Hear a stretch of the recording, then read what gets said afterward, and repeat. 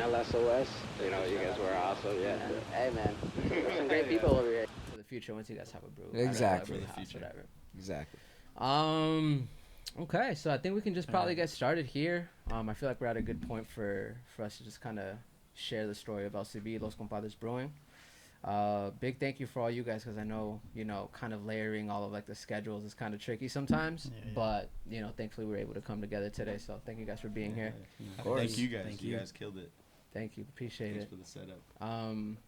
Big thing here is take us back before LCB was even a thing, right? Like before it was even a thought. Like tell us how you guys kind of met, where you guys kind of originated. And any of you guys want to start, wherever you guys want to start, that'd be good. Yeah, well, I mean, I think we could all agree that it just started over a casual conversation over a beer at a brewery. We kind of just started getting interested in craft beer, IPAs, you know, different styles of beer, flavors. And I think it was literally just like a question of like, you know, hey, you know, it'd be pretty cool to make your own beer and, you know, be able to drink it. Yeah. And so that was kind of the first initial idea. Like the idea of Los Compadres wasn't anything official or anything like that, but it was definitely like the interest in making beer and like, you know, going through the brewing process. I don't know if these guys want to touch up on anything else, but yeah, I mean, they were kind of just started that way. Going to breweries here in town, you know, Figueroa Mountain, Topa, all of them like in the funk zone, like all those in the funk zone. Did you guys like go branch out anywhere before, or was it like you guys had just been like gradually meeting at the local ones here, and then it was like, man, we should probably do that? Yeah, I would say it was mostly the local ones, just because like from the moment we like turned 21, you know the doors opened up. Everything opened. You know, it's kind of like, you have to try that stuff. You know, right? oh, what's this? I've never seen it. Like, what's this about? You know, right. You know, no longer drinking like, you know, Mickeys or like the 40s and shit. Like, fucking Four Locos. Yeah, so you know, like a it long was way from there. Huh? Yeah, so it's like kind of figuring out like that there's a whole world out there for beer. You know, like. So you guys all originally met. Yeah. So, well, we grew up together. I mean, we found each other through soccer. Okay. Yeah, AYSO. for sure. That's the starting and then place. moved up to club. These guys went to school together, and then we went to school together. Yeah, I went to elementary with the twins. Yeah, since And, kindergarten. I mean, fucking with we all you did. too, dog. Shit, we all went to fucking We were all Peabody. there. Except We were all Zach, there, you know, yeah. Zach over here, the lone wolf. Zach was somewhere. Yeah, he was out there, but he was in SB. Yeah. But yeah, I mean, like Isai and I, we had a fucking class Yeah, together. same kindergarten class. Yeah, we had the same kindergarten class, and then the way the building was set up, well, Isaac was in the classroom across the way from that kindergarten building. Yeah. And so during recess, you know, I was vibing with Isai, and then here comes like the lookalike. And it's you're like, like, oh dang, there's what? two of them. you know, at that age, Yeah. I didn't know what twins were. Like, I didn't know there was people that looked alike. So kindergarten for you guys then. Yeah, for for us AB three. and my brother. Yeah. And then Yeah, Zach, you guys and knew then- Zach. Well, Yeah. Zach, Like, we started playing like club soccer. The twins invited me to the club team, and then, well, Zach was already a part of it, so. Yeah, so we played club pretty much through high school together on the same club team. You know, traveling to different places, playing games on the weekends, you know, practicing 2-3 times a week. Dang. So So naturally, you guys built that chemistry. Yeah. Yeah, for sure. And back then, it was easier to tell these guys apart. Isaac had his hair probably to his shoulders. And so I was like, okay, I know who's who. Now Yeah. they both got the short hair. Now so they it's harder. both look a lot more like twins for sure. Some music in the background now. Do you want me to tell him? Courtesy. I could ask him to. You're gonna have to be No, like, no. Don't even worry about it. like in No, Hustle I mean, and Flow, like where he's trying to record his like, Yeah. you know, his first like demo. And he goes over there, offers them the blunt, as like, Okay. hey, keep it quiet. Yeah, nah, they're good. But so you guys meet elementary. You guys are playing soccer together, Yeah. and then is there ever a time where you guys like kind of like are not as close, or like from the point where you guys meet, you guys are just like always like.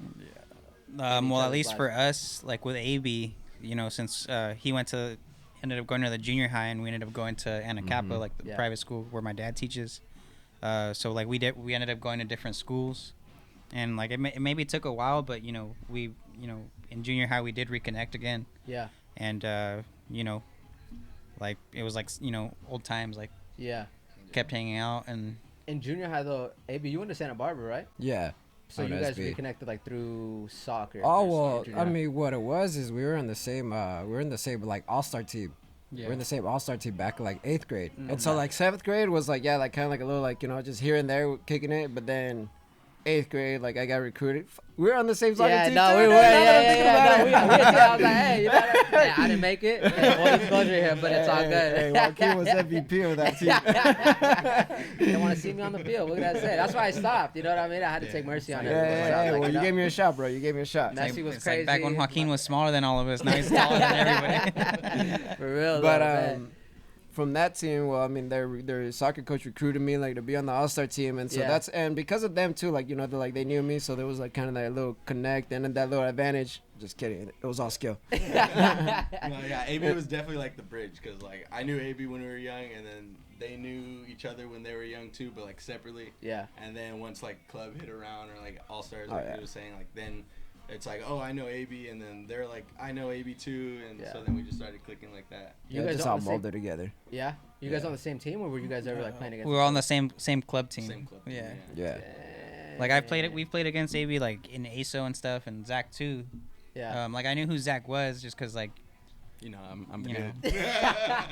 just because Zach was one of those ballers that like everyone was like, mark him, Yeah. mark him, and the twins especially too, because they were like, hey, these twins are together. They like work. Yeah. They're No, masterminds. I remember like Isai and Isaac. Like I remember like playing like soccer, right? Like during recess and stuff. And like I remember like for everyone in my grade, we're like, we don't want to play with them. Like we don't want to play with them because you guys were like forwards, and everyone just knew like whether it was because you guys were like brothers or you guys had played together for so long. Everyone just like knew you guys would like what's like the correct like soccer term where they call like tiki taki or like something like that. What is it like? Tiki-taka, yeah. And I remember you guys would just go like, it was like what's that game where like the walls are going up and down and the ball just bounces back and forth? It was impossible to guard you guys every single time. Like if someone went to you, two guys went to you, you would pass it to your brother, and your brother was there, and then you would move, and like it was perfect. So you guys developed like chemistry and like your initial bond through soccer, Yeah, for sure. and then you guys started hanging out outside of soccer. I'm assuming. Yeah. High school came around, and you know. Well, I mean, even aside from that, like, we would go play, at UCSB at the turf field on the weekends. Like, if we didn't have a game or it was off season or whatever, Practice, right? we would just get together and like head out there and just play pickup. Yeah. What position were you guys playing? Forward and midfield. Yeah. Yeah, you guys- midfield. Left defense now for me. Yeah. I was gonna say I feel like you were like in the We back. got, the way we set up, look, 2 lefties, 2 righties. Hey, that's tight. What were you gonna say, Zach? Sorry, I didn't know if you were gonna say something about soccer. Oh yeah, soccer's like the glue for us, to be honest. Like, Yeah. it's where it originated, and even to this day, like we like started we didn't start a center league team, but we joined a center league team, and we've like played together and stuff like that, and like go out to like turf and stuff. So Damn. Are they still doing that right now? Okay. I don't think so. nah, right? not right now. No, they haven't started up. I think they're trying to though. But I that's want to like- go back to play soccer. That's like independently kind of like ran, right? Yeah. Through like Yeah. someone who like organizes it and stuff. pretty much. So you guys have chemistry and you guys start bonding over soccer. Then you guys get like older, and then that's when you guys start going into like all of like the breweries and like you guys turn 21, right? How you guys were saying at the beginning. Yeah. Yeah, definitely 21 is like when we started developing a taste for craft beer, you know, like Was there anything even like before 21 where like you guys Yeah, were like, so, oh, like, even then- there was was one no time drinking when- not before 21, but just like 21 right there. exploring, but I think Isaac's about to tell the story. It was your birthday, right? Well, like even like before, turning 21, like after we graduated high school, like AB went to City College. We went off to do a year up in the Bay areas, and then Zach went to Kowloon. Yeah. But every time we that whole school year, we didn't really like connect that much. But once we came back to the summer and we all came home, it was just like normal Picked times. up where you left off. Yeah. We ended up eventually working the same summer job with Zach and my brother Yeah. over at UCSB when like I think it was back to the humble beginnings, Yeah. like changing You beds know. and shit. yeah, so I think Gotta so start somewhere. no. yeah, so like even from then, like we were working the same summer same job the whole summer. Right. So that was just being together, Yeah. 5 days a week, Yeah. like for 7 8 hours, Wow. and then because it was close to AB's house, like we would bike from UCSB to his house to hang out after work. Dang, that is pretty close. So that was That's a decent bike ride right there. So that was like, you know, from those are like the roots too, like you know, in that in between phase between high school and turning 21, where we kind of shifted our focus to the interest in beer. Yeah. You know, it was still kind of just, you know, going to hang out. Yeah. And that's where you guys would meet up and just go have like a couple beers. Yeah, like we would do anything. We'd like bike or like now we play golf and stuff, but you will always find some random beer just on the shelf. Yeah. And we never tried, or go to a brewery and like they have a new release or something and just grab it and just like just cuz. I mean, obviously it's like to drink obviously mainly, but we're out there like tasting different styles and stuff like that. And then with the interest, at least for myself and my brother, we were the last ones to turn 21 out of the 4 of us. Oh, no way. So like when these guys turned 21, you know, they were like, oh yeah, we've gone to like Telegraph, they were like Big, you guys up. you know, all this stuff. And so then like for us, like the interest, it's like, oh, well, we want to go try those beers too, like see what they're talking about. Yeah. You know, that kind of thing. And like when we turned 21, these guys took us on pretty much a brew tour of Santa Barbara. We ended up going basically to every brewery in town and had a beer at each spot. Do you guys have a favorite in town or no?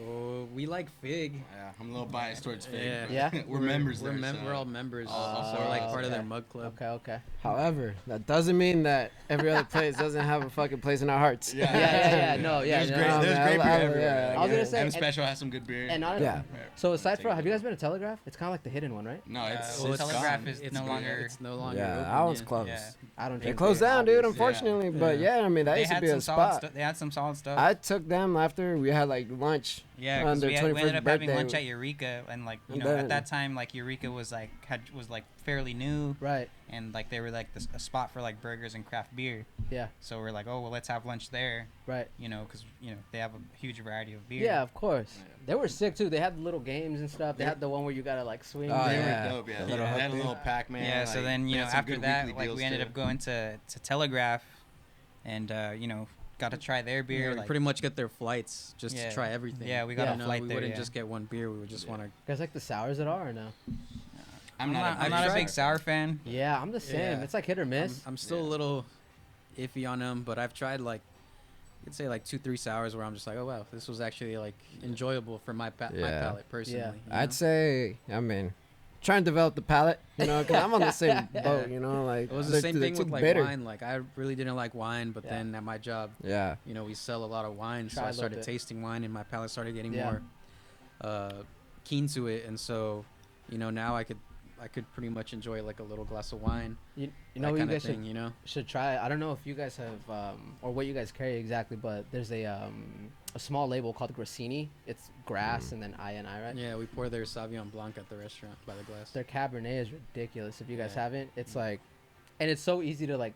I think the big thing with wine is like the aftertaste, right? Like aside from like having it, I think with anything, or like coffee, beer, whatever, like you want the aftertaste to be smooth.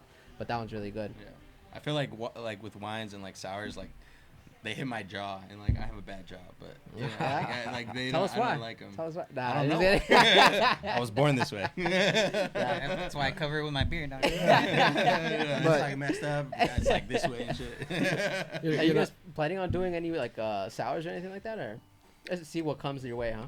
Yeah, we haven't experimented with Definitely. it, but I mean, we do want to like the way we have brewed the last 3 years is we have tried to do as many styles as possible. Yeah.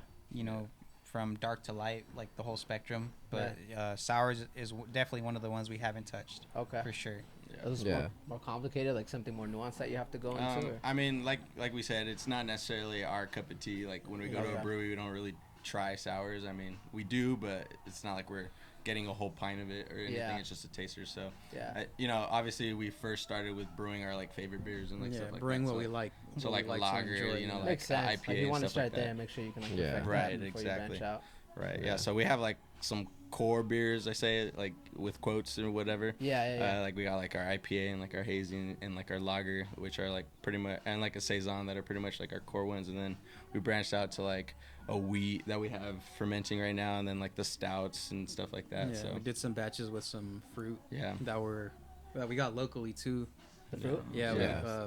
we made sure to collaborate. Yeah, with, Sunrise Organic. Shout out for the fruit and the Okay. the fresh produce. Also, Where are they at? Espresso wine. They also They're out give in us. Bealton. Yeah, so yeah, they provided us with peaches and passion fruit for so these beers Sunrise that we did. Organic gave us the passion fruit, which we use in a blonde. Right. And then Esfuerzo Wines, Fidencio, they have their family farms, their vineyard. They had a peaches. Yeah. And he hit us up. He's like, hey, like, yeah, I got some peaches for you guys if you want it. And so we're like, yeah, we'll use that.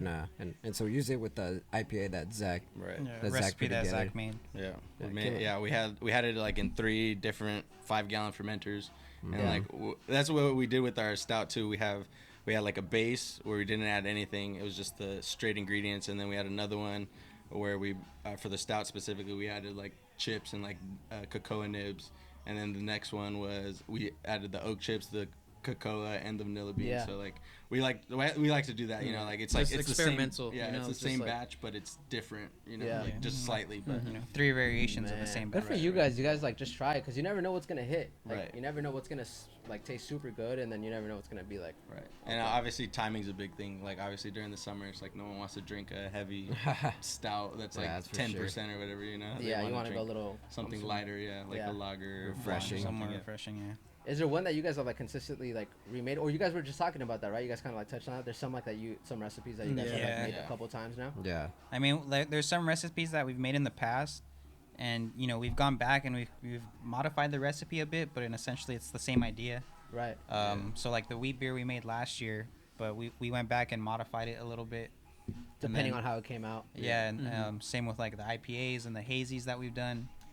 We've done those in the past, but we've revised them and be like, hey, like maybe we can do this to like change it a little bit. Right. Yeah, like you know, just like oh, maybe we need a little bit more hop aroma, or like a little more bitterness, or a little more maltiness. Yeah. So those kind of little touch-ups and details. And back to like the humble beginnings and stuff. Like those revisions weren't necessarily because the beer tasted bad or anything, but like we started with like a 5-gallon thing over the oven, like, you know, like just on the stove. On a stovetop in a kitchen, you know, and we in our kitchen. Yeah, we use liquid malt extract instead of like just all grain, which we're doing now. So we upgraded, and so that's something like super commendable too. And like if you guys have more stories like that, like I'd love for you guys to share them, because I feel like sometimes when you start whatever it might be, right, whether it's a brewing company, whether you want to start like a company that does whatever it might be, I feel like sometimes people look at it like as a daunting task because they don't know where to start, or they think you need like the best equipment, or they think you need like some crazy loan from like a bank to start.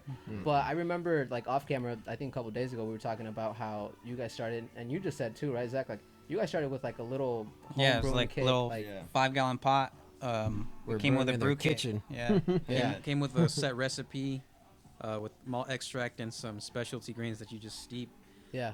But I think it was like a saison, right? No, it was an IPA. Yeah, it was like some sort of like the IPA. petite saison. Well, we did both. Yeah, because we ended up did a buying. few. We ended up buying like two, two but or I three, think the like- saison was the first one. like kits. So Right. like we just So bought like- them online. Like they it was like set baking everything up a and sent cake. it Like over. you follow the instructions, Yeah. and then Kind of do go the from whole there. process. Yeah. And then it was funny because like we were in the twins' house just doing it, and you know when we boil, it's just steaming. Like Yeah, so like the crazy. windows in the house are all Everything's just fogged out. fogged out. Yeah. Like the Yeah. ceiling's like You dripping. start feeling like We're the, like, got what is the this? water condensation leaking on from the the ceiling and precipitation. stuff, like- Because even here, like with this big guy now too, right? Like I saw the flame going, and like I saw how much like steam was coming out, so I can only imagine inside the house. Yeah. It got hot in there for sure. It probably smelled a little like meaty in there too, right? Yeah, it smells so bready, like tortillas, like up in there. Yeah. So it smelled For like real. Bad. So that was cool. And then we went from the 5-gallon. We just got that from like Northern Brewers, like just a basic setup and Right. stuff. We still use like some of the fermenters that came with the set. Yeah. And then we went from 5 to 10-gallon that we bought like from Bayou Classic. Yeah. They like mainly make stuff for like crawfish and like, you know, they're like Okay. over there in like the south or something. Yeah. But we ended up converting one of those into a kettle and went up to 10 gallons. Still use gravity. We had like like a some tiered spools. setup. Yeah. A tiered setup. Some you like know, wooden spools. Yeah. And well, if you guys want, explain it for the people watching right now, because when you guys explained it to me, I was like, dang. I was so like, that- man, yeah. that's like complicated. You guys So wanna like take at some that time? point, like it was still a lot of like physical labor. Right. Because We didn't have no pumps at that point. we had no Okay. pumps. Like So no, the 5-gallon was in one vessel the whole time. So like nothing was moving around. And when we moved up to the 10-gallon is when like we started having to put in work and stuff. Yeah, like because we had a separate mash tun where we would steep the grains, Right. and then we'd have to transfer that to the kettle, Yeah. But the only way to do that would be to using gravity. So we'd have to elevate it at that above point, that. So you guys had to make sure that was above wherever it was gonna. Yeah. So it was like 3. So we had like a hot liquor tank up top, which just had a bunch of hot water, and then the second level was our mash tun that has the grain, and we're basically steeping the grain to make the wort. And then when we transfer that into the kettle, we're sprinkling some of the water from the hot liquor tank into the kettle, boil the kettle. Before we got into that though, after the stovetop thing, we were doing the brew in a bag, which I mean, like honestly, like from any story that you hear, like everybody starts to say, well, you get with the kit, you know, you're doing like extract Liquid, brewing, like so, like you know, the liquid brewing, and then you get into like a brew in a bag, which is like super like It's basically just like tight a large, like it's the grains, but in like a large tea bag. Yeah. So like steep. Oh, okay. Yeah, And so then I mean, like you just pull out the whole grains, and then you can start the boil right in that same pot. And just again, just to provide context for everyone watching, is as opposed to now what they do is you guys will kind of now like, I'm not gonna use the word loosely, but it's not in a tea bag per se or like Right. It's not like not that. at all in a tea bag. Now like we have like a false bottom, so that's our new brew in a bag basically. And since it's a separate vessel itself, like that's all it's dedicated to is holding the grain, so that once we move it out, then it's okay. Like the grains are in there, we just clean it instead of taking the bag out and then we just continue. That bag got heavy. Yeah. Once we upgraded to 10. The thing is, like, there's other systems though. Like, Yeah. you know, like there's like the grain father, for example. The grain father is like you have like your one big vessel, and it has like a basket inside, and the basket with holes. So you put your grains in there, and it's like the same thing what we were doing with Like the a bag. bag, yeah. But except this one, like you could like lift it up and like, you know, like it has hooks, so you don't have to like hold on to it, and it drains out all the liquid. And so I mean that was a system that, you know, we looked into, but you know, like we want to do something like this, a little bigger scale, and something where we could like dedicate to each like little part. And I mean, to each their own, you know, everybody has like their own like little different way of wanting to brew. You know, other like, people, it just depends one way on is not space better too. than the other. Like it's just you know, What a different works for way you, a different way of making beer. Right, yeah. You know? And when you guys started and you guys had that initial thought, right? Because it was like drinking a lot of beer. Hey, we should try making a beer. Yeah. Did you guys go to anyone for like any like where should we start, or was it as easy as just like? And obviously we have the like world in our hands with the internet, right? So to speak. I think at first we just Googled That's starter literally kit. all we did, We just Googled like brewing beer, Nothing. and then like starter kits like came out. We're like, fuck, might Yeah, as well that just sounds order good. one. Like it all comes together, only like $200 maybe for everything, and we can start right then and there. So we're like, that so it sounds was just good. like $50 a head. Yeah. So we all like do it evenly, and it just made sense. So But then like one of the influences for us was our teacher Brian Anderson, who was one of the original founders of Captain Fatty's. Okay. You know, like we remember like when because he was our teacher. Yeah. When we were in teacher in high school. when we were in like junior high and high school, he would tell us like, oh yeah, like, you know, I'm home brewing beer, like I make beer at home. A teacher. Yeah. Was this while you guys were in school? Yeah, while Or we were in way like after? junior high. Okay, this is why you guys. And were then turning- you know, once we got into high school is when he started like when him and his partners started getting the idea of opening up a brewery here in town. Wait. I'm sorry to interrupt. The owner of Captain Fatty's, you guys knew that dude One of the original founders. before it was even like what it is today. Before it was Captain Fatty's. like they knew them when he was in our position, basically. That's Like incredible. he was homebrewing at home. And, Okay. Sorry, Isaac, go for it. Sorry, that's incredible to Yeah, me. I mean, I didn't like- know that. Yeah, he would just talk to us like I think he would use I think we were doing like exponential growth or something like that, and we were used like beer yeast like as part of like a word problem or something. Yeah. And so he like used it as like a real life example for like the things he was doing at home. Wow. And things like that. And then like I remember like I mean, you know, we kind of were like he makes beer at home. Yeah. That kind of thing.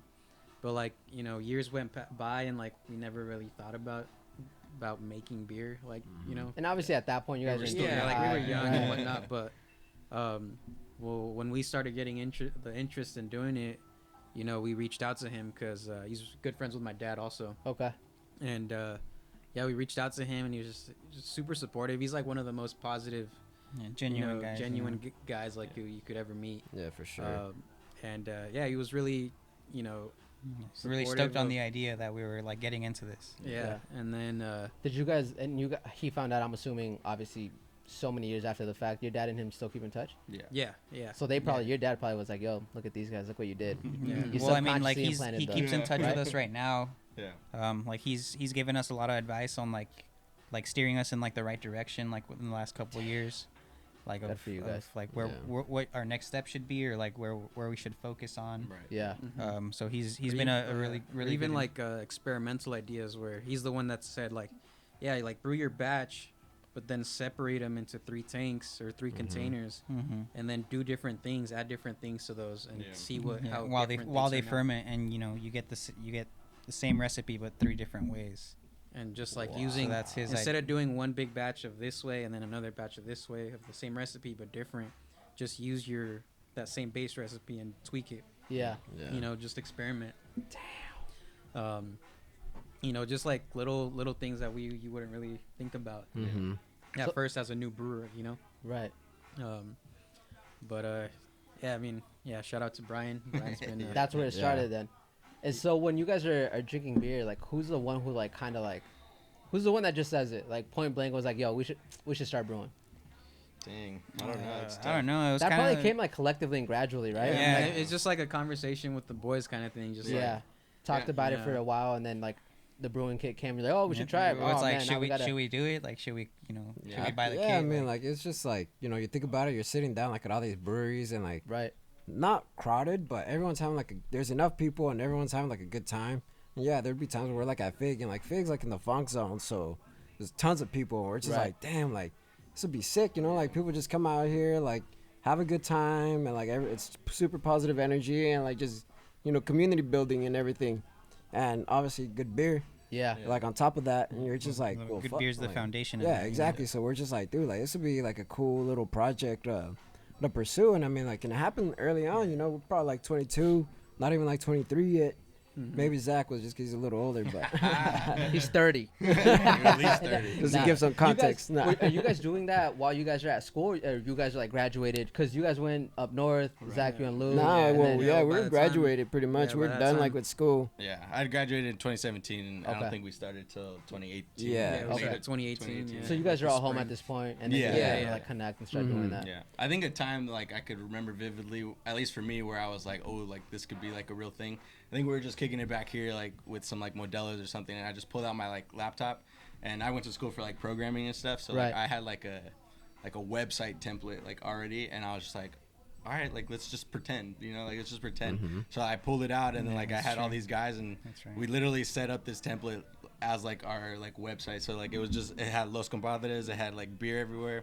We had like a whole like item page, like a merchandise page, like stuff like that. And I remember that day I was like at that point, like, you know, it was just the idea of it. Yeah. Also, you guys hadn't even brewed or anything. No, we hadn't brewed then. That was like pre-talk. So it was like obviously at the breweries we're like, oh yeah, we like beer, like what if we made our own, blah blah blah. You could almost look at that as like the beginning of like the Los Compadres brand. Yeah, you know, like instead of like the company, like that's what we ended up doing is like the brand. So like, cause we're coming up with the ideas of things, and like what if we like, you know, like put names on, you know, on the beers that, you know, that were relevant to us, like, you know, like I think we had like an idea of like La Chancla. You know, like every Mexican knows like La Chancla. I mean, honestly, like you put that on a beer name, people probably won't think something heavy that like, people probably won't think like, hey, that you sounds appealing. But either way, you know, like we're just coming up with like random names like that, you know. And I mean, I like that.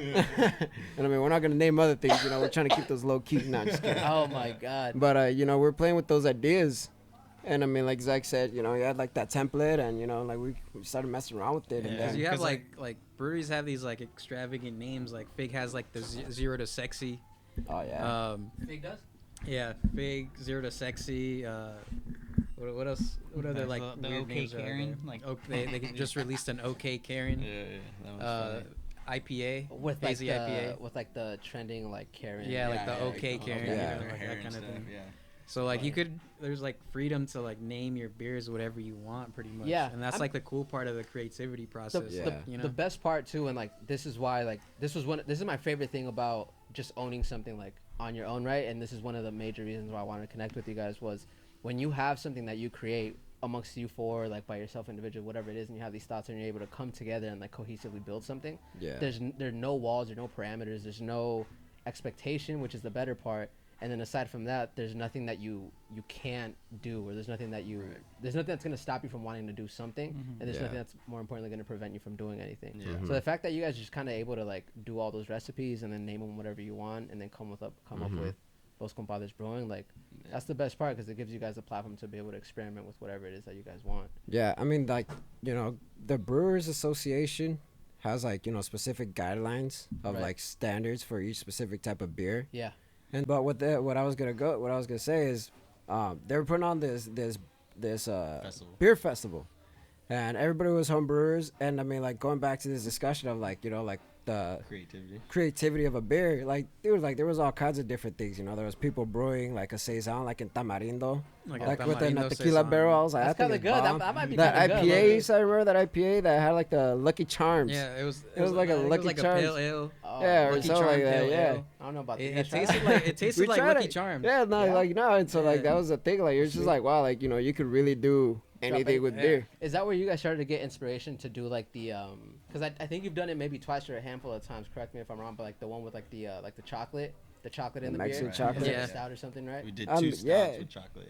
But I think the inspiration for that was just like from the beginning, for like this time that we were playing with the ideas of like beer names in the company. It's just like, well, we want to use like cultural ingredients that, you know, that are used in like maybe our food or drinks or whatever, and try to implement it somehow into the beer. Because then when we got there, we were just Los Compadres in a sense. But then like we would go to these booths, and all these homebrewers have their booths with their, you know, stickers, their names, logos, like, and they were just homebrewers, you know.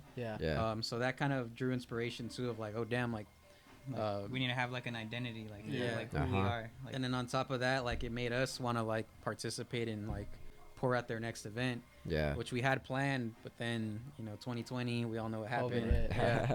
COVID. So that kind of, you know, it's like put things on hold for a little bit, but you know, we kept working on our recipes. We kept you know, developing different things, developing ideas. Probably gave you time to refine probably any of the recipes. And plan better too, and I mean, like, you know, now we got like storage, you know, the too, calendar. We're talking about storage, fool. There ain't no calendar anywhere. Yo, but for real, super mellow. We were just kind of like chilling, kicking it, and like I even told AB, I was like, man, next time we should just like barbecue or something, like carne asada or something. Make a whole day about it. I mean, it's definitely like an 8-hour day for sure. At least we start like at like 8 in the morning. I was gonna say, you guys start super early, right? Yeah, like, we try to, because I mean, like, obviously we don't want to wake up and then brew and then go to bed, you know. So like we still kind of want to like live a life after that. Like, that's why we try to go super early.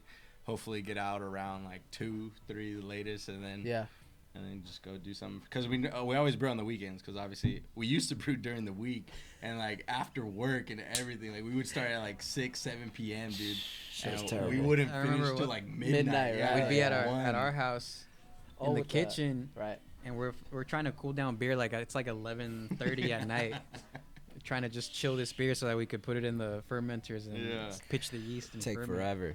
More humble beginnings. Man. But that's good. You guys just took that risk, because you have to. Like I said, like a lot of people get like kind of deterred from like wanting to start anything because of like the initial step that you have to make. But you guys made it, and it's safe to say it's like you guys went from in-house to all of this, right? Like all of these like big. I want to call them a pot, but you guys are gonna kill me. It's not a pot. What is it? Kettle. A kettle. But I mean, it doesn't go to say, dude. Like, it is like intimidating. You know, like at first, like, you know, 100%. Like at first you look at it and you're like, oh, this is a recipe. I'm following the steps.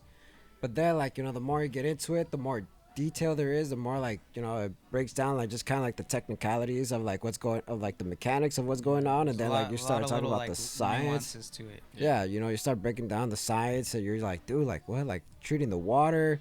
Like, you know, like growing yeast and making sure that it's healthy. Like, how do you do all that stuff? And so, like, you know, you kind of like, again, like the more you read into it, the more kind of like intimidating it is. But, you know, like you stay committed to it, and you like, you're determined to understand at least the basics of what's going on. And you're like, all right, it's not that bad. Definitely at the beginning, it was like, all right, let's just read it off the paper, follow it, steps 1 through 10 or whatever.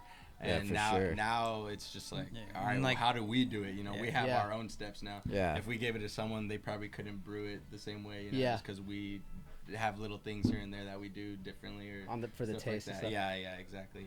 I mean, just like the water profile. I mean, like when we first started, we were just using the straight hose water. So like he's lying. I'm not lying. It was straight hose water, fam. It was Santa Barbara County water. Yeah, hey, thanks Santa Barbara. Appreciate it. We boiled it, so it was safe to drink. It was sanitized. It all gets boiled off. And it sanitized itself. But nowadays we're getting RO water, so it starts at zero everything. Osmosis. And we add our own salts to to bring up the different minerals and stuff like that. So and all that makes a difference. I mean, obviously, the Santa Barbara water was okay. It made okay beer.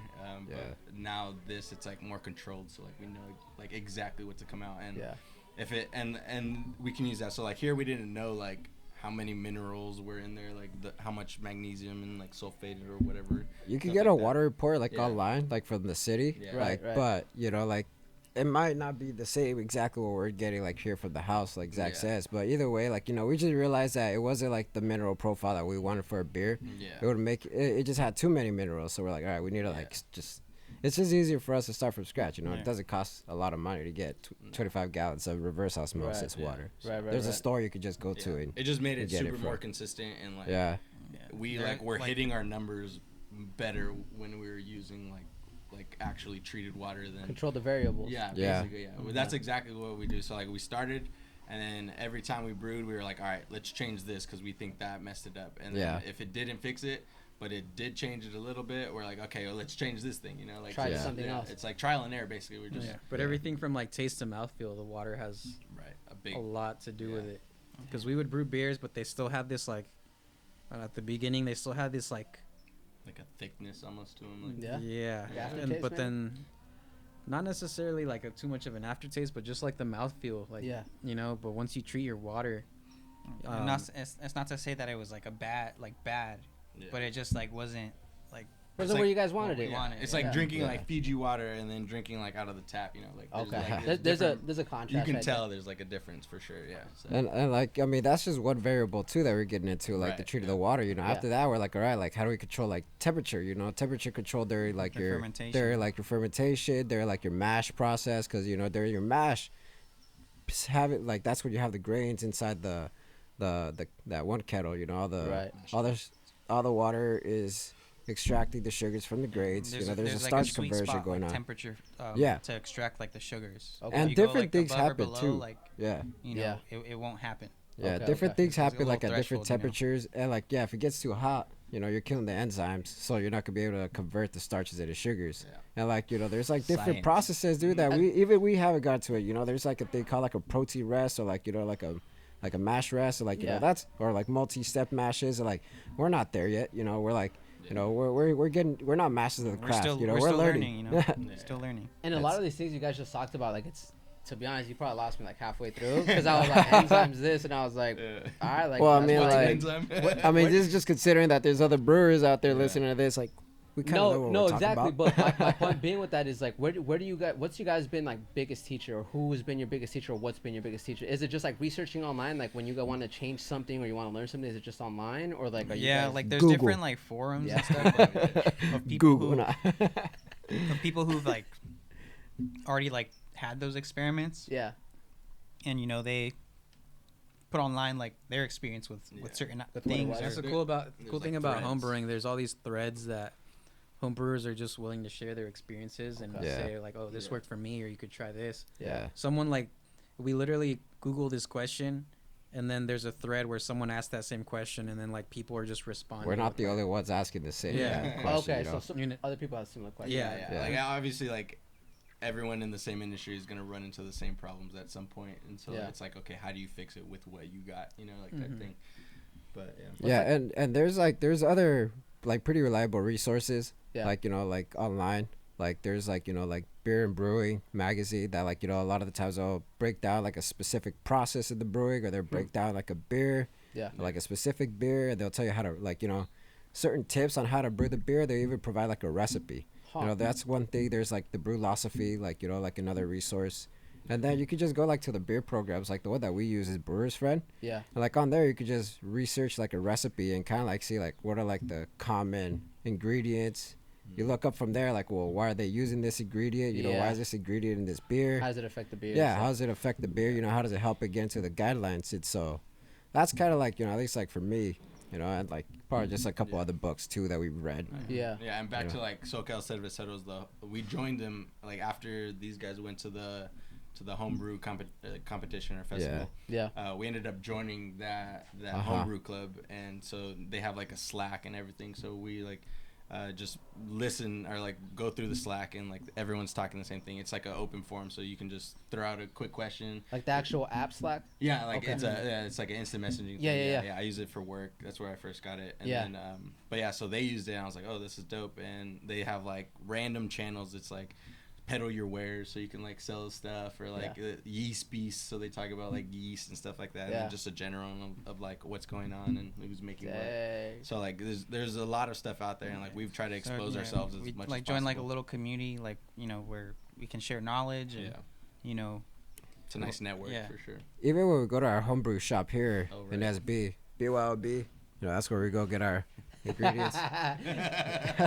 Is it locally owned, or is it someone? Yeah. These guys are from here, and it's a small little shop here in town. It's like the only like homebrew shop here in town, unless you go like ironically, over the valley. they opened up the year we started.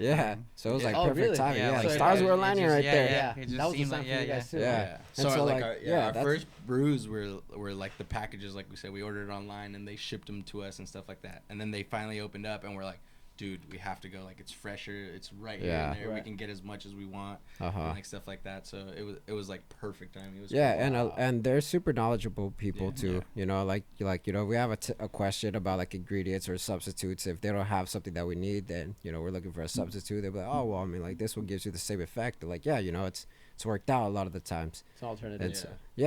So they'll give us tips too on like, you know, like how to like do certain things more efficiently. And you know, so we'll. Are they small home brewers too? I'm assuming the people. They like brew almost every other weekend inside the shop itself, and they're really cool. Sometimes they have classes. They haven't had classes recently, obviously, but I mean, they're always brewing. They're always posting. They always have like tastings at the shop and stuff like that. So it's super cool. They sell the aside from just equipment, they sell ingredients too. You guys sell? They have like a bunch of grains, like hops, yeast. Beer brewing, like grocery store. Then. BYOB stands for brew your own beverage. So it's not necessarily just beer. Like you know, you could buy stuff like to make your kombucha, wine, even make like kombucha. cheese. They have like cheese kits and stuff like that. Oh, to make cheese. To make cheese. Because it's like the fermentation process is basically the same thing. Similar. Even like like equipment to like distill, you know. So you know, if you wanted to start whiskey or today, something, you could go in there and drop like $200-$300 bucks, and you could make your. And they also sell like their own packs. Like, you know, beer kits. Beer kits. From BYOB branded or some of them are BYOB branded, or some of them are, you know, like there was even a Captain Fatty's had like a clone almost. To make like their Vortex IPA or something like that. Wow, that's right. Captain Fatty's, where's that one again? Remind me, Goleta, right? CHP, Alpha Los Carneros. But then they have their tap room right here too downtown at the project. You know, right off. Just opened that one, right? Yeah, I mean, like. You know what? Yeah, I had but I told you that Sunday that I had went. I had noticed the Captain Fatty because it's at the end of like the Corazon. Right there. It's the same building. They just both. It's like a collab project. I haven't gotten a chance to go. I mean the food's bomb. The Corazon, the food's bomb. The beer's good too. I went to the Captain Fatty's location in Goleta. It's like a storage unit. I didn't know they were local like that. I didn't know. Are all of them? Do you guys know? Like Captain all the people, Fatty's? Like or not all of the Captain Fatty's, but like Figueroa Mountain and. Well, they're from Buellton, but it's still like you know from like the 805 area. So it's definitely local, 100%. Captain Fatty's is local. Telegraph when they were here was local. Until they got bought out by Epic, which was from Oregon. Wow. And then they shut down now. M Special's local out in Goleta. Santa Barbara now too, right? Draftsman. But like there's a lot of like you know other companies though that are coming in here kind of like doing their thing, you know, like for like example like Institution and Modern Times, like you know those guys are like from here, but I mean like shout out to them because they're doing some awesome things here, but you know they're not like in a sense like local, you know, like it's like an opportunity to like you know to establish a tap room and like you know create more of like a revenue stream. If anything, Institution's more local than Modern Times. I mean they're Camarillo, so like that's like within an hour. I consider that local. One? out there at Camarillo. It's huge though. It's massive. Yeah, we visited it. Even for I drove by in their Camarillo location during COVID, and they have a huge parking lot, and did they take advantage of that. And I was like, man, if you walk inside, it's funny. You could tell they purposefully put the bathroom on, like, you got to walk through their whole brewing system. Right, and like, so like, you're like, wow.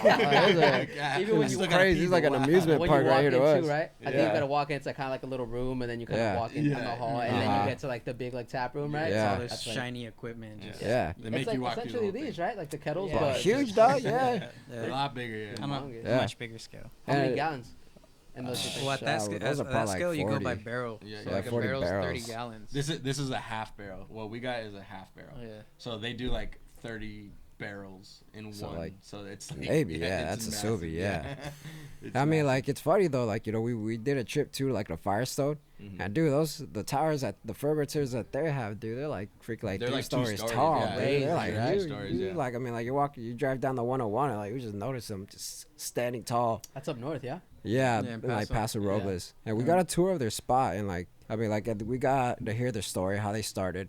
You know, they had like, I think they bought out the spot and it had the production already for them, but then, like, you know, the demand for their stuff, you know, increased, so their production increased, and that's why we're at right now. And those big fermenters, you know, they have like 6 of them, like, you know, 1,200 barrel fermenters or something like that. And they got like 2 or 3 like brew houses, like brew house 1, brew house 2. Yeah. Because they had to like add on to supply the demand, basically. Yeah, so they're just huge. Like, you know, I mean, that's a regional brewery, you know. I mean, that's not like you know, what we want to do here. You know, hopefully. Yeah, that's, you know, massive. What's happening here. Yeah. I mean, you never know. That's like a Nike of brewery almost. Yeah. Like Adidas of brewery. That's a good analogy. For real. I would say that they're like, you know, on par with like Stone or like Sierra Nevada, like that size big brewery. Yeah. Or like Ballast Point almost. Yeah. Is that what you guys like want to do next? Or eventually? When we get there? You know, baby steps. Our initial idea is more community oriented, Santa Barbara oriented. Yeah. You guys want to keep it more local homies, then? Yeah. I mean, definitely. I mean, it'd ideally be like our first like storefront here, like in Santa Barbara or Goleta. I mean, you never know where it takes us. If the opportunity arises, then you know, if we're ready for it, or we can, you know, supply the demand, because that's ultimately what it'll come down to. I mean, it's gonna come down to getting the land, basically, like expansion. Like obviously here at Santa Barbara, it's like everything's very close, so you can't expand too much with what's already there. So I mean, in order to get that big, we'd have to move somewhere else for sure. Yeah. Have you guys looked into that at all? Or even with, remind me of the gentleman's name from Captain Patty's. What's his name? Brian. Has he given you guys pointers on like who, what, where, when, or how? Because I'm assuming there's like an idea. There's like more ideal locations and like buildings that might be already up that are more ideal for like brewing as opposed to something that. Yeah, I mean, like, the thing is, like, you know, small steps first. You know, you want to find like a small location, or not small, but, you know, like, obviously like something within, like, you know, I think you let us know like their production facility was like about 2,500 square feet. I mean, that's all we needed to know to be like, all right, you know, we could start off with that much, and you know, and I mean, like, you know, it's not like we're actually like right now doing that. You know, we do do the research, we look online, like, you know, look at the prices and like the square footage of like what's available in town and like what pricing's like. And the thing is, dude, like, you know, we're from SB, and like SB lately has been just developing like crazy within like just like these last like 6 years. You know, like pricing out here is not how it used to be. You know, you used to be able to get like an industrial spot for like 3 G's, you know, for like a 3,000 square foot spot.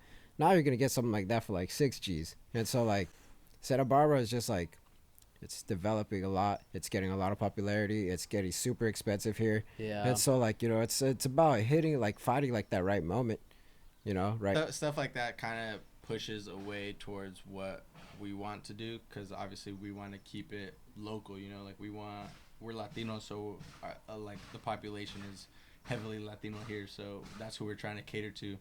But obviously stuff like that, you know, they use the word like gentrification and stuff like that to like push out the lower income class, which is basically our main target. Well, we lost one man. Isaac had to step out. He had something to do, but we'll just try to finish out without Isaac. Sorry, Isaac, but he had a lot of good speaking points already. So you know. Yep. Where did we even leave off? I don't even remember. I think we were talking about like companies here in SB. Yeah, and like the area like getting like gentrified a little bit.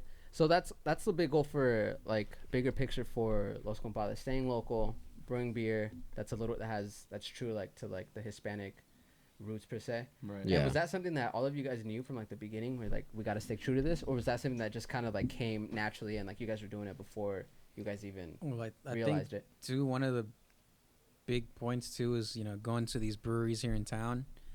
The majority of the people that would go was, you know, to put it bluntly, like just a lot of white people. In a sense. You never really saw Latinos at these craft breweries, right? And so that was also one of the foundations that we wanted to establish. We wanted to create a brand, a brewery that the Latinos in this community could recognize and kind of identify with, right? And so I think that was pretty much one of the basis of the ideas, is to create a space so that you know, like our grandmas or uncles, you know, feel comfortable coming to, you know, like someone that they can like talk to over the counter and like can speak back to them like in Spanish and like stuff like that, you know.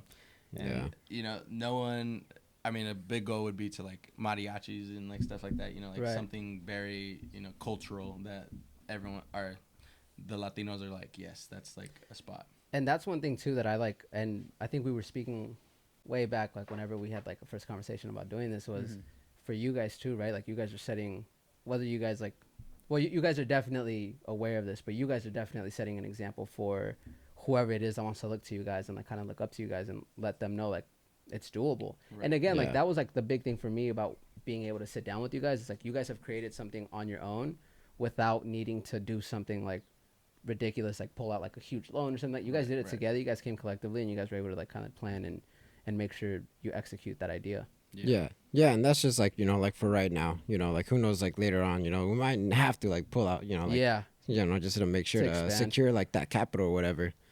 But I think like, you know, like in the end, like, you know, like what it is, like, you know, what these guys touched on is like, you know, just being like authentically like cultured, you know, like we're from the culture, you know, you can't, you know, there's all these breweries in town, or not even here, but just like in general. But, you know, everyone has like a Mexican lager, or like, you know, like say like, oh, like come for Cinco de Mayo and, you know, have like $1 off like our Mexican lager. It's like, you know, like in a sense, you know, they're taking our culture, you know, and turning it into like a profiting thing. And it's like for us, like, you know, like, yeah, you know, there's money in it, obviously, but it's about also celebrating our culture with our people and inviting people, like, you know, like to take part in that, obviously, but it's like, you know, like to get it from like an authentic standpoint. Right. You know what I'm saying? With all of you guys being raised primarily with both Hispanic parents, like obviously that's like embedded in you guys, so it probably comes naturally. Yeah. And then with the stout that you guys did too, right? Like Isai, correct me if I'm wrong, but you guys got that chocolate directly from like where your family's from in Mexico, right? Like you guys got that from there. We had originally done the Mexican stout with Chocolate Abuelita. Yeah. Just because, you know, it's a brand that everyone recognizes, that kind of thing. But then when my parents last went to Mexico, they brought us a couple of the, like one packet of this chocolate amargo that's handmade in the hometown, my parents' hometown. Yeah. And so we decided to implement that. We slightly changed the recipe also from the stout. From the abuelita one. Yeah, from the abuelita one. But we decided to add this chocolate to it, to the stout. Okay. You know, because that was one of the, when we were first talking about the idea too, we were thinking like, well, there's all these fruits, all these, you know, ingredients, you know, because Mexico's rich in that aspect, you know. 100%. And so just to use and implement those ingredients and those ideas into the beer. And so that's what we were able to do. Yeah.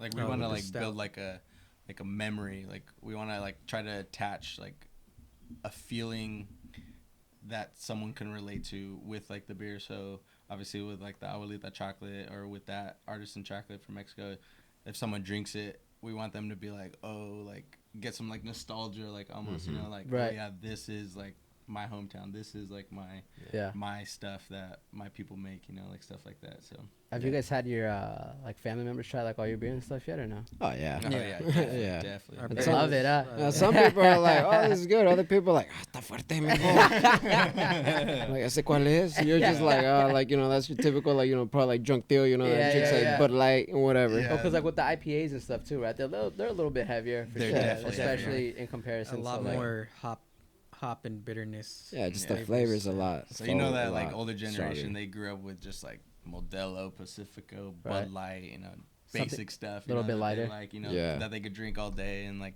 pairs well with food and stuff like that. So. And I mean, like, that's kind of like, you know, a thing too that like, you know, we want to strive for too. Like, you know, we want like our brewery, you know, when we open it, like, you know, to have like, you know, kind of like that beer that introduces other people to craft beer, you know.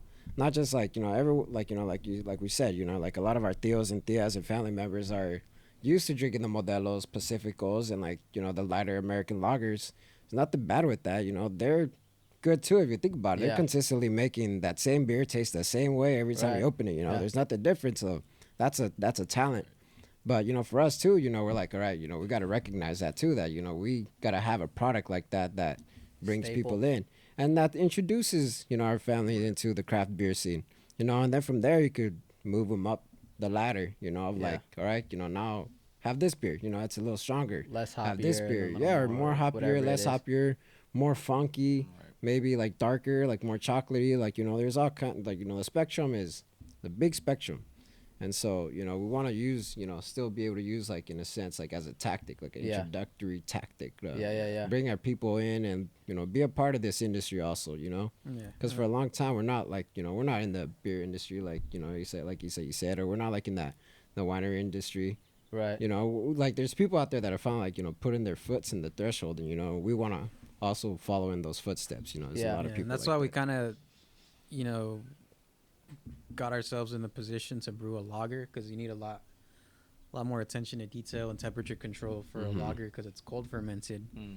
And so a lot of these you know, commercial beers are lagers, and so that was kind of one of our ways to like approach that that engagement with, you know, the, I guess, classic Mexican beer drinkers, you could say. And you said cold fermented as opposed to being fermented while... so like ales, you ferment them like in the range of like 65 to 75, sometimes 80. But lagers, they're cold fermented, so you have to be between usually like 50 and 60. So like it's all dependent on the yeast. Like the yeast is a living organism basically, which converts the sugars into alcohol. And they need a specific environment to be in their happy thrive. place. And to maximize your ability to convert the starches. So like our wheat back here, it's sitting at like 75. I don't know, what's that say?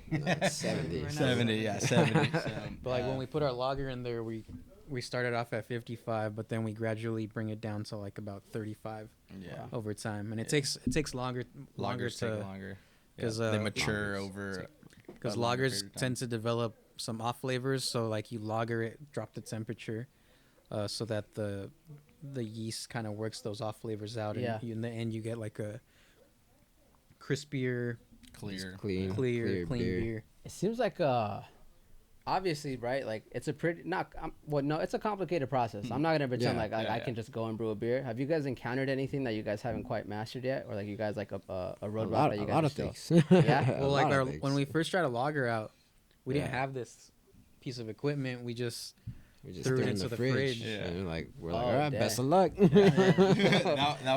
That is still to this day the one and only beer that we had to throw out. Yeah, we were just like, like it didn't come out good. It was our first ever lager, and we only had it just like in these like glass or like plastic containers basically. And we were just struggling to find like fridges to put them in, because we didn't have enough fridges like to fit these like 15 gallons in there. And we got them in eventually, but I think it was just too late, and they were there for a couple months, like 2 months maybe.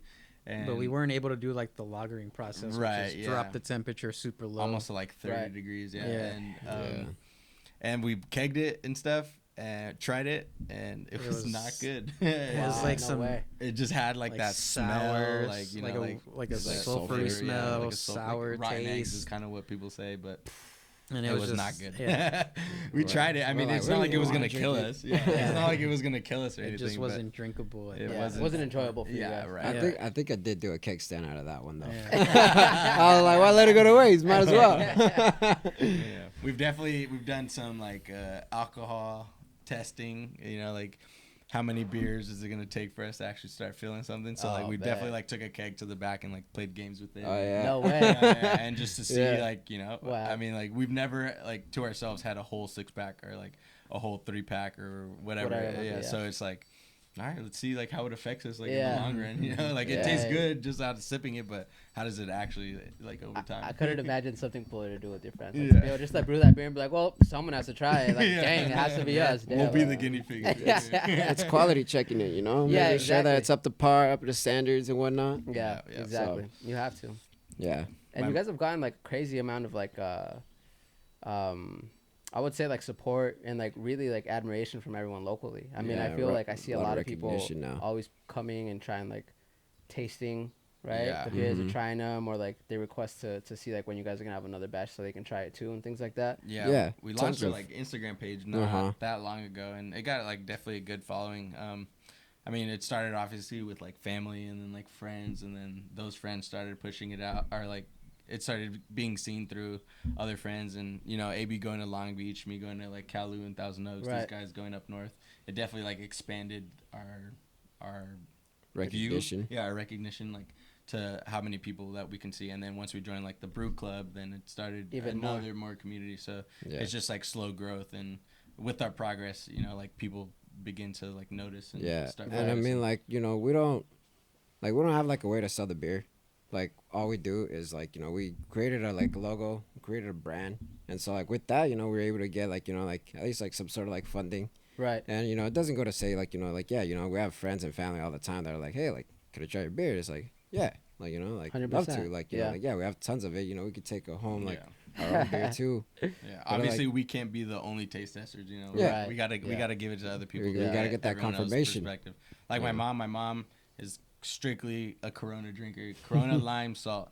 So no matter what beer we give her, she's like, nah, it's too hoppy. It's too hoppy.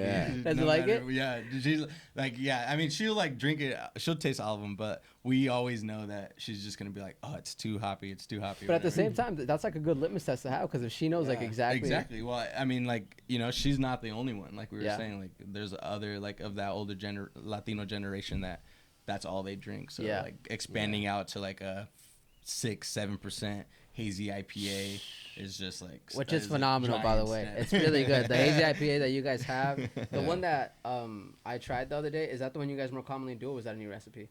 That was like it's off the tweak, base, like a tweaked off one. Tweak. Yeah, because I mean the twins took care of that one. Yeah. Wow. Just we used some different hops right? and some different a different yeast. Yeah. Mm-hmm. Man, that one was incredible. That one's like literally reminded me, like it took me to summer. Like when I go to a brewery during summer or something, and I want something like cold and refreshing, like that's what I look for. That one was super good though. Super good. Like with our brew shop being like as small as it is, they'll run out of things. So like we'll have a set recipe. We're like, all right, we're gonna go pick up these ingredients and go. And sometimes they just won't have it, so like we'll have to just like switch on the fly. Right. And so like sometimes like it'll be like the same recipe, but it won't, like it'll have one hop difference or like a different yeast or something. But something like that. There's a difference, like you can tell. Yeah, like there's substitutes for everything. Pretty much. Which isn't terrible, but in the end, like, you know, there's been times where we do a substitute and we end up, you know, liking the recipe in general as it came out. Right. Yeah. Wow. Yeah. So with where you guys are now, and obviously you guys have made a lot of progress. Like you guys have made a tremendous amount of progress from starting inside your house with just one kettle, right, and like your little tea bag and things like that. So now you guys have like 15-gallon kettles. What's kind of like, what are you guys looking forward to do next, like collectively as Los Compadres? What's like that next step you guys will take? I think the next thing we're doing right now is like we've never joined a competition. We're like, well, we might as well just join one and, you know, put our beer out there, you know, get it like officially judged. Because I mean, it's one thing, like, you know, friends and family also, you know, want to be nice. You know, like they're not gonna put you down, and so it's like, no, let's put it out there, like, you know, for like some legit people, you know, to judge it, and we're like, all right, you know, let's do that, and then I don't know, we got like a couple like events where we're just gonna like pass out the beer, you know, like and stuff like that. But yeah, it's SoCal is putting on this homebrew competition that we joined, and everyone just is using one grain, or not one grain, but it has to be 50% of your grain bill. Okay. And so, you know, everyone kind of, it's going to be relatively the same, but obviously it's going to see like how much people are going to get creative with it, you know, like obviously you kind of have the same base recipe, but it's what's going to make you different, or, you know, what's going to make it taste appealing to the judges. Yeah. But then again, of course, you know, like there's people judging, so people always have their own preferences, so you know, it's tough. Maybe a bias. Yeah, they could be biased. Like, I mean, so it's like we're not gonna take it to heart, but you know, we're gonna enter it. You need to get some intel on your judges. Win. Do you know who your judges are before or no? I don't. You should honestly. I like don't it's, know. you can. I mean, because the way they work it out is just like they're just getting like, you know, other people that want to volunteer. From the club. Mm-hmm. And so like, I mean, I think they're probably still like recruiting judges. And how many people enter that? The last time I checked, when I was putting in the application for us, it was probably like 22 people already. Yeah. So I mean, I would imagine maybe more people come in. It's like 200 members. Yeah. Wow. So we joined early on. So I mean, from now there's probably a couple more. So it's only just gonna get bigger. It's in June, right? The beginning of June. We gotta turn in the bottles to LA. And then they'll just judge it like on a certain day and like give us like an update, like, hey, you know what, this is what we think. So you guys brew that here, right? Obviously you guys do it like on your off time, and then you guys take it, and then it's like, this is the final product. We picked up the grain that we had to use from Simi in Simi Valley at a brew shop, and I think we're gonna do a saison with it and enter it and see how it goes. Damn. Best of luck to you guys. No, thanks. Yeah, and so I mean, like, there's that, and then I mean, like, we hope, you know, like, you know, there's like the like other events, you know, like that we hope to be able to brew at, you know, hopefully like maybe like some fundraisers in the near future. Right, last year, man, we were supposed to do a brewing for fiestas, you know, like Santa Barbara fiestas. We were gonna do like an art event. Yeah. You know, we were gonna sponsor it, and it was a nonprofit thing, and we were gonna just provide the beer for free. And, you know, unfortunately, because of COVID and stuff, we couldn't do it. But, you know, we hope to be able to get to do something like that soon. Yeah. And on top of that, you know, work on, like, you know, continuing actually, like, legitimizing our plans and our operations and taking it to, like, a commercial scale, you know. Eventually, that's the goal, you know, like, get a storefront, be, like, legit, and eventually, you know. I mean, make no mistake, though, like, and I say this in complete honesty, you guys are legit now. Like there's no no one's gonna take away the legitimacy of what you guys are doing except for you guys. So except the legalness. Except the legality part, right? Yeah. And that's the come cracking down, right? Except for them, but the legitness, I guess we're. Now you guys are killing it though. No, you guys are really doing it. So I mean, all the other stuff is just like the cherry on top of the sundae. You know what I mean? But I feel like you guys are already executing like the hardest part, which is creating something that's gonna become staple for you. Yeah, and I mean, like, we started gathering like a following too, like not just with the hat, but you know, we did our friend Raul, you know, he does I forget what is it, RL Films? We Are Films. We Are Films. He did a promo video for us too, and you know, it was just that's cool. the one you guys have on your Instagram, right? Yeah, on our Instagram, and that got us like a lot of like, you know, people following us too, which I think like right now too is like a big goal, like you know, to get like just kind of like the recognition, get the following. So you know, there's that support, you know, like community support obviously too, and just kind of like getting that support. So like, you know, as we go, you know, more people following the journey. And so who takes care of like the like social media? Is there one of you guys that touches more on that, or is it just all of you collectively that might have an idea? We all have access to the Instagram page. Well, not one of us is like that savvy. We're not on like, social we're media not like and marketing. social media geniuses. And so like in a sense, we all just kind of like gotta ask each other, like, hey, we're like, hey, does this look good? Does, you know, how about this picture, this angle, or like, you know, like literally when we did like one of the posts we did was with the chocolate. We dropped the chocolate on the grains. Slow-mo. Slow-mo video. You remember that? No, I keep up with you guys. No, and I like that too. That was simple, but so like we were probably spent like a good 30 minutes on. I don't know about 30, but I don't know. It took a couple of tries. Just like figuring out the angle, like making sure it lands like so you can see the label and like all this stuff. That's bold of you guys for sharing that though, because like that's the thing too, is like I feel like a lot of people think that.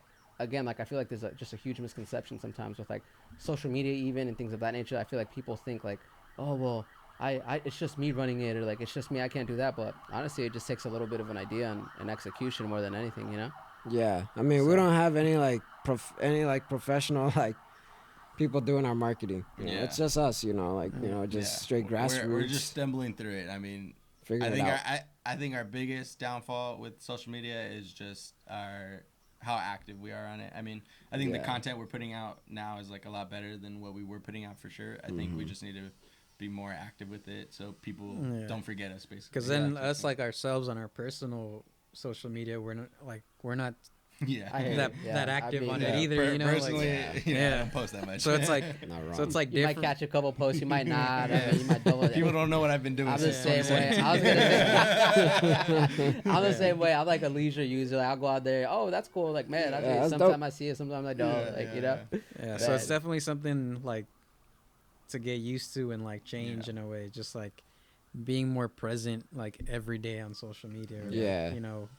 Once or twice a week. Yeah, that's something to definitely drive up our like support, and you know, like it's to give back to the people. You know, like they want to know they're giving us support, so they want to see what we're doing. Yeah. So it's like, okay, we want to show you like this is what you guys are supporting, basically. Yeah.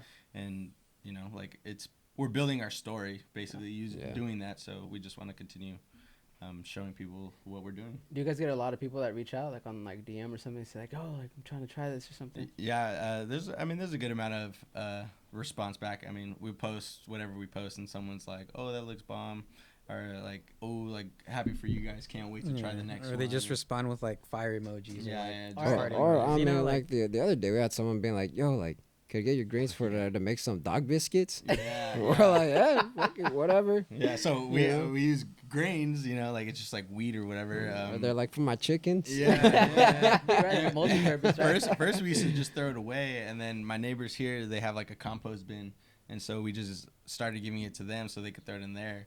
And they were just like joking, like, "Yeah, I think our worms got drunk or something." And stuff. But someone reached out to do like the dog biscuits and like to do the chicken feed, which is it's a way to one, give back to the community too, and two, to like use everything that we use. You know, we're not wasting anything. I mean, like honestly, since we started like the social media page, it connected us to everybody. You know, it connected us to a lot of people in the community. I mean, that's how we got asked to do like that art event. Last year, you know, they reached out to us. They're like, hey, like, you know, like, what are you, if you guys would be willing to be in it? Because they had all kinds of like local artists, and they recognized us as like, you know, the beer as being like our art, right? You know, and also it would provide a good time for everybody attending.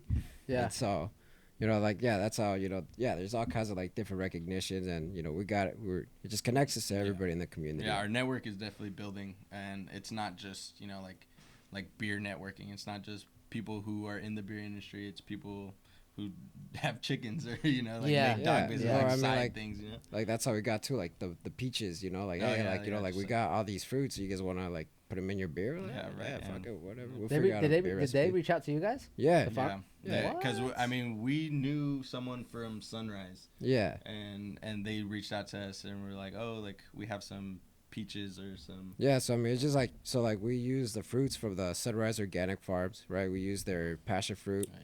And we put it like on our Instagram page. We tagged them, and then they reposted us, and like a mutual friend of theirs who's like, you know, like a nice, like, you know, kind of like a connect now, and like a good connection now that we have. Yeah. He's like, hey, like, you know, I got the peaches, you know, and you know, and he runs a winery too, Fidencio from Esfuerzo, and you know, we're just kind of like connecting with him too, and you know, kind of like establishing a relationship, and you know, so little by little we're getting, you know, more and more recognition with like people that can help us, and people that also like kind of understand our story, and like are doing basically the same thing, but maybe sounds like in wine or something. Like building some champions for LCB, you know? Yeah. And I feel like that's the way you can start branching out slowly but surely, and before you know it, you're like, you have someone, oh, I need this. Oh, well, this guy gave it to us last time or something. Yeah. Exactly. Were you gonna say something, Evan? I was just agreeing.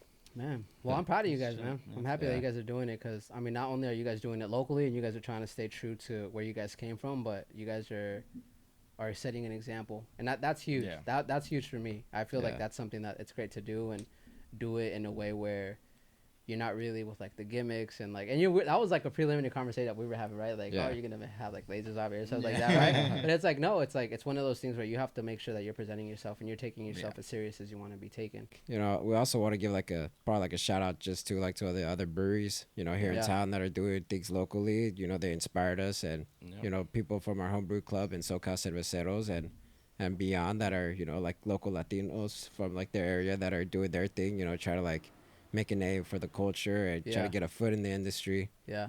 You know, just all those people and so, our families too. Yeah, shout out to the families. Mom, dad, brother, sister. Shout out to Zach's family for letting us brew. The garage. Thanks to the Torres family. Thank you. For real. And then obviously everyone that we said before, you know, like Brian, helping us out with all the stuff, and SoCal, you know, they've been a great club. And Esfuerzo and Sunrise, you know, like everyone that we just talked about. So I mean, even you guys and all our fans, the 400 fans we got. Beautiful. Well, that's huge, and you know, like on behalf of like the NLSOS team, I know we're still growing too, but just a sincere thank you to you guys. Isaac, I know that you had something to do, but thank you for joining us too. And you know, hopefully we can meet and, you know, sometime down the line, have you guys we can make this a podcast or something. LCB podcast. Yeah. All right. Hit me up on next week. And for everybody viewing too, thank you guys for joining us. Really appreciate it. Hope you enjoyed LCB story as much as we did. So cool. Thank you. Thank you. Cheers. Cheers. Salud.